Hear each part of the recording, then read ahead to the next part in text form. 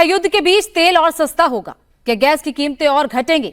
ये सवाल इसलिए उठा है क्योंकि आज देश में पेट्रोल 5 रुपए और डीजल में 3 रुपए प्रति लीटर की कमी आई है। पेट्रोल डीजल के दाम में ये कटौती private fuel retailer Nayara energy ने की है। 19 किलो वाला कमर्शियल सिलेंडर भी 180 रुपए से ज्यादा सस्ता हो गया है। अमेरिका ईरान जंग की वजह से अंतर्राष्ट्रीय बाजार में कच्चे तेल के दाम $100 को पार कर गया था, लेकिन अब कच्चे तेल के दाम में $73 पर आ गए हैं। वहीं पिछले 72 घंटे में भारत के लिए 7 जहाज होर्मुज से सुरक्षित निकल चुके हैं। इनमें से 3 कच्चे तेल के टैंकर शामिल हैं। 15 जहाज अब भी होर्मुज में कतार पे खड़े हैं। सवाल यह है कि क्या इसी तरह होर्मुज से भारत के जहाज सुरक्षित निकलते रहेंगे, क्योंकि अमेरिका और ईरान के बीच अब भी टेंशन बनी हुई है। ईरान होर्मुज पर अपना पूरी तरह से कब्जा जमाए बैठा है और उसका साफ कहना है कि होर्मुज पर उसे किसी तरह का दखल मंजूर नहीं। दोहा में अमेरिका और ईरान के प्रतिनिधि मौजूद हैं, लेकिन दोनों के बीच कोई बातचीत नहीं हुई। ईरान का यह साफ कहना है कि जब तक एमओयू की सारी शर्तें नहीं मानी जाती तब तक कोई बातचीत नहीं होगी। तो लगातार बातचीत को लेकर सस्पेंस बना हुआ था। दोनों के डेलीगेशंस पहुंच चुके हैं, लेकिन दोनों डेलीगेशंस की तरफ से अमेरिका का डेलीगेशन ये कह रहा है कि बातचीत होगी, लेकिन दूसरी तरफ ईरान का डेलीगेशन कह रहा है कि वो अमेरिका से बातचीत करने के लिए नहीं बल्कि ओमान से बातचीत करने के लिए वहां पर पहुंचा है। वही हमारे साथ इस पूरे मामले पर चर्चा करने के लिए खास मेहमान जुड़ गए हैं। Major general retired Sanjay Meston defence expert के तौर पर जुड़े हैं। कार्तिक गौर इस वक्त हमारे साथ यूएई से जुड़ गए। आप दोनों का बहुत बहुत स्वागत है। मेजर मेस्टन, जिस तरीके से इस पूरे मामले पर लगातार पेट्रोल और डीजल के प्राइसेस को लेकर पहले बढ़ोतरी हुई, अब आज देखा गया कि भारत में कहीं ना कहीं कमी आई है। दूसरी तरफ यूएस में भी डोनाल्ड ट्रंप ने भी कहा कि पेट्रोल और डीजल के प्राइसेस को, फ्यूल के प्राइसेस को कम किया जाए। क्या लगता है कि अब कहीं ना कहीं स्टेबिलिटी की तरफ फिर से पूरा विश्व जा रहा है? देखिए, आपने गोनी का बड़ा अच्छा सवाल उठाया है। क्या पूरा विश्व स्टेबिलिटी की तरफ जा रहा है?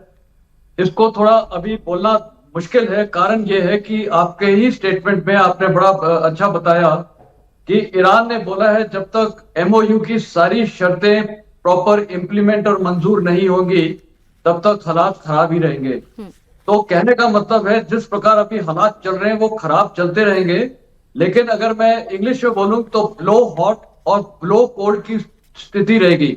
तो कभी ये तनाव बढ़ेगा, टेंशन बढ़ेगा, कभी डाउन हो जाएगा।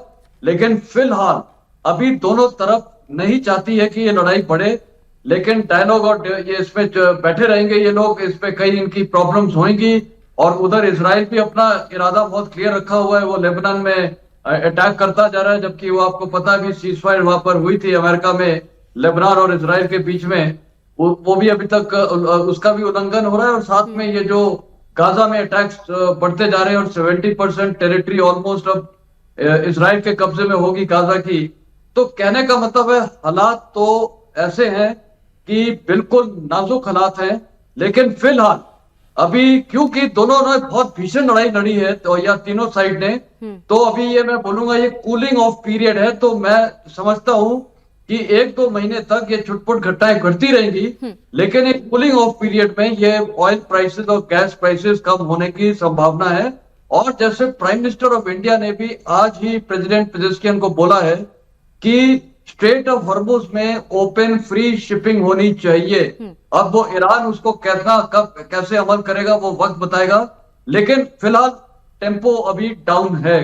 गोनी का कार्तिक जी, ब्रेंट क्रूड ऑयल की बार बार बात की जा रही थी कि पहले उसके प्राइसेस जब पूरी तरह वॉर पीक पे था तो $110 प्रति बैरल के ऊपर पहुंच गए थे, जो बहुत ज्यादा हाई प्राइसेस है, जिसकी वजह से हर देश में हमने देखा कि किस तरीके से पेट्रोल और डीजल के प्राइसेस में बहुत ज्यादा हाइक हुआ।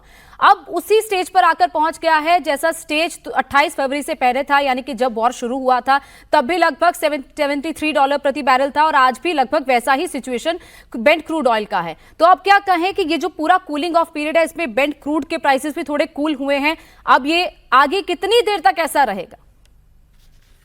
देखिए, मैं यहाँ पे यूएई से आपको एक चीज बता सकता हूँ कि यहाँ पे भी कॉन्स्टेंटली प्राइसेस इंक्रीज ही हो रहे थे। ये महीना पहला महीना है जहाँ पे प्राइसेस डिक्रीज हुए हैं, तो that is good news. Even UAE में काफी लोगों को ये कंसर्न था क्योंकि पेट्रोल प्राइसेस बहुत बढ़ गए थे। दूसरा, अगर मैं आपको कह सकूं तो after a long time UAE से डायरेक्ट फ्लाइट ईरान के लिए वापस खुल गई है। तो ये सारे इंडिकेशंस है कि समवेयर डाउन द लाइन एक इंटरनल सहमति है कि भैया this can not go on and on. क्योंकि ना ही सिर्फ मिडिल ईस्ट या गल्फ को फर्क पड़ता है, बट यहाँ पे अगर स्टेबल नहीं रहता तो it impacts basically the whole of the world.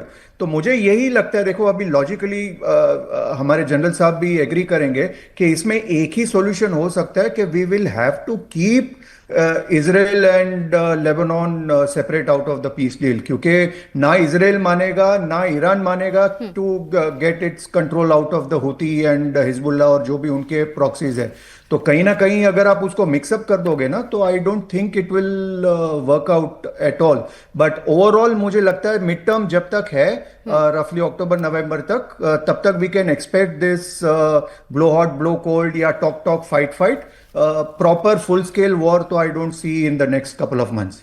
Amitabh Singh ji भी हमारे साथ जुड़ गए हैं, foreign affair expert. Amitabh ji, जिस तरीके से इस पूरे मामले में जो शिप्स हैं, शिप्स जो होर्मुज को क्रॉस कर रहे थे, जो पहले क्रॉस करते थे वो लगभग 138 शिप्स 38 वेजल्स क्रॉस करते थे पर डे, और अब जब से ये एमओयू साइन हुआ है यानी कि आज तक लगभग 15 दिन में जो 284 वेसल सिर्फ क्रॉस किए हैं। ये अच्छा डेटा तो नहीं है सर? 138 एक दिन में वॉर से पहले और 284 सिर्फ पिछले 15 दिन में।